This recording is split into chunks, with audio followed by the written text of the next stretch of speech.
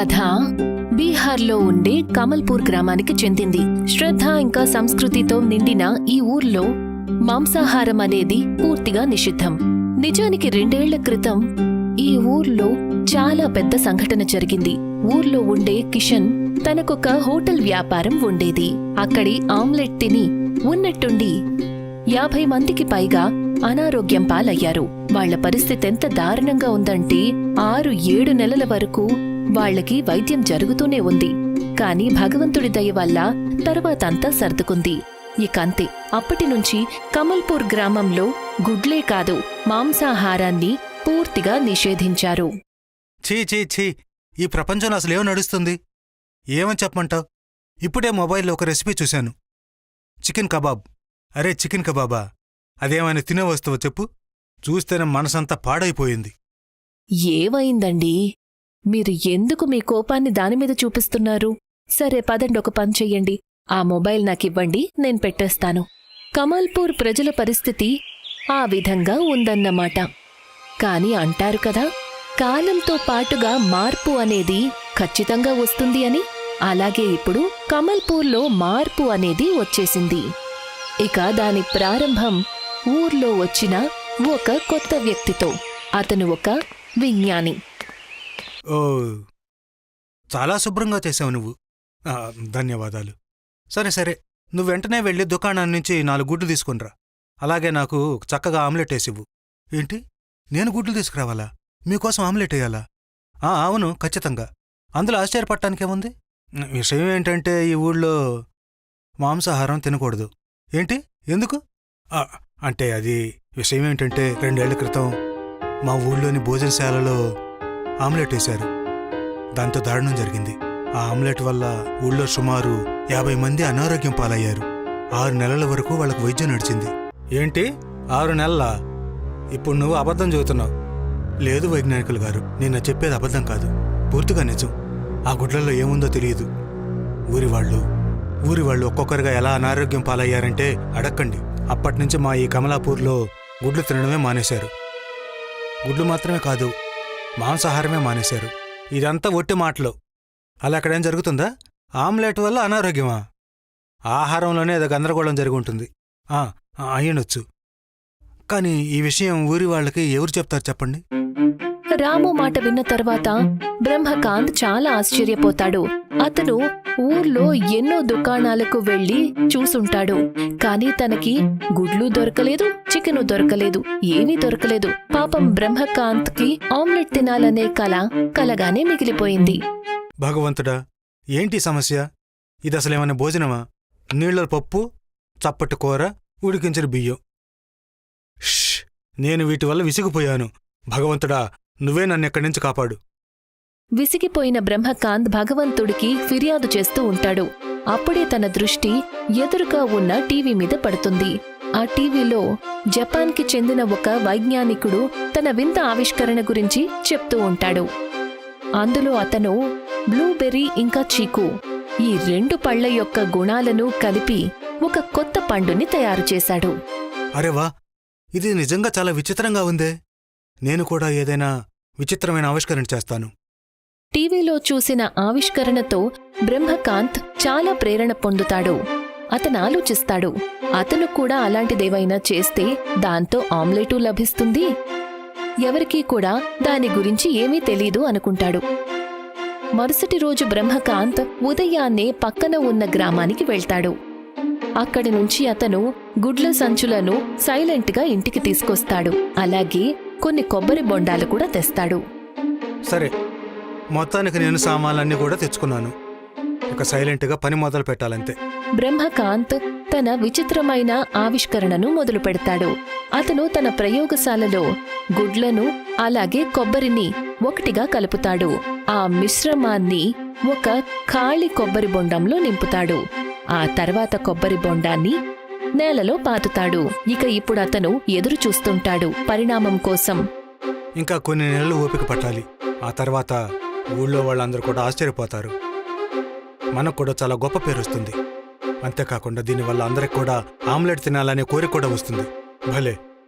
మొత్తానికి బ్రహ్మకాంత్ తన ఈ ఆవిష్కరణ గురించి చాలా సంతోషంగా ఉంటాడు. అతనికి ఎక్కడో ఒకచోట నమ్మకం ఉంది ఈ విచిత్రమైన ప్రయోగం సఫలమవుతుంది అని. రోజులు గడుస్తూ వస్తాయి. కొబ్బరి చెట్లు పెద్దవవుతాయి. వాటితో పాటు బ్రహ్మకాంత్ నమ్మకం కూడా. ఊర్లో నెమ్మది నెమ్మదిగా గుసగుసలు ఇంకా అపోహలు విస్తరిస్తాయి. ఏంటి రాము, ఎలా ఉన్నావు? నన్నేం చెప్పమంటావు కిషన్? అంతా బాగానే ఉంది. పొలం పనులు అయితే బాగానే జరుగుతున్నాయి. అలాగే కొత్త వైజ్ఞానికులు వచ్చారు కదా, వాళ్ళ ఇంటిని చూసే పనిని కూడా తీసుకున్నాను. వీటన్నిటితో బాగానే నడుస్తుంది. పోన్లే, ఇది చాలా మంచి విషయం.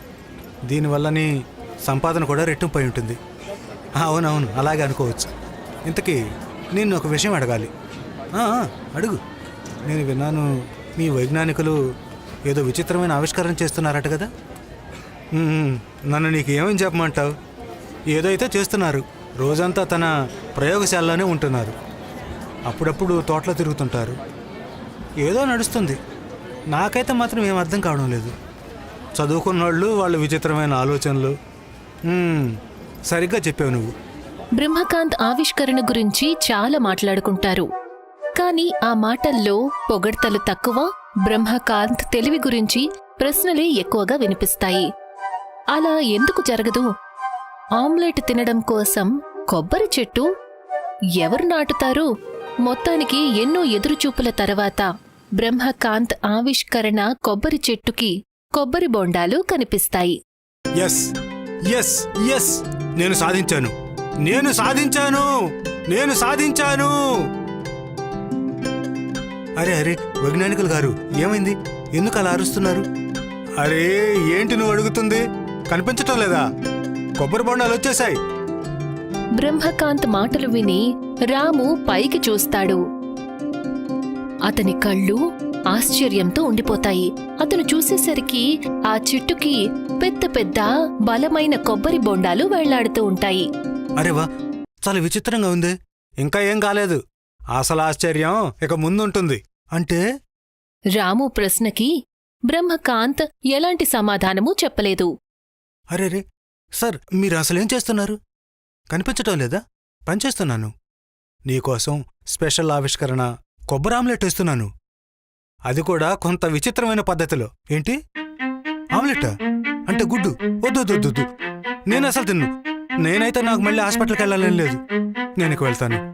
రాము ఆమ్లెట్ మాట వినగానే అక్కడ్నుంచి పారిపోతాడు. అప్పుడే బ్రహ్మకాంత్ తనని ఆపుతాడు. రాము, ఆగు. లేదు సార్, నన్ను వెళ్ళనివ్వండి. చూడు, నేను చెప్తున్నాను కదా ఆగమని. లేకపోతే నిన్ను పనిలో నుంచి తీసేస్తాను. ఇంకెవరినైనా పెట్టుకుంటాను. అంతకు 2 ఇంతలు ఇచ్చి. అర్థమైందా? ఏంటి 2 ఇంతలా? అయితే సరే. డబ్బుల మాట వినగానే రాము ఉండిపోతాడు. కాని లోపల తన మనసులో ఇంకా భయం అలాగే ఉంటుంది. తను చూసేసరికి బ్రహ్మకాంత్ ఆ కొబ్బరి బొండాన్ని కోస్తాడు. దానిని గుడ్డులాగా గిలక్కొడతాడు. దానిలో నుంచి తెల్లగా వస్తుంది. అది కూడా బూలెడంతా. అరేవా, చూడ్డానికి బానే ఉందే. నువ్వు ముందు తిని చూడు. తినడానికి కూడా చాలా బాగుంటుంది. కొబ్బరి బొండంలోంచి వచ్చిన మిశ్రమంలో పసుపు, ఉప్పు, కారంతో పాటు కొన్ని పళ్ళు కూడా వేస్తాడు. ఉదాహరణకి మామిడి ముక్కలు, చీకు, ఇంకా టూటీ ఫ్రూటీ లాంటివి. ఆ తర్వాత మిశ్రమాన్ని పెద్ద అలాగే వెడల్పాటి ప్యాన్లో ఆయిల్ వేసి వేయిస్తాడు. దానిని చూసి బ్రహ్మకాంత్ ఇంకా రాము ఇద్దరూ ఆశ్చర్యపోతారు.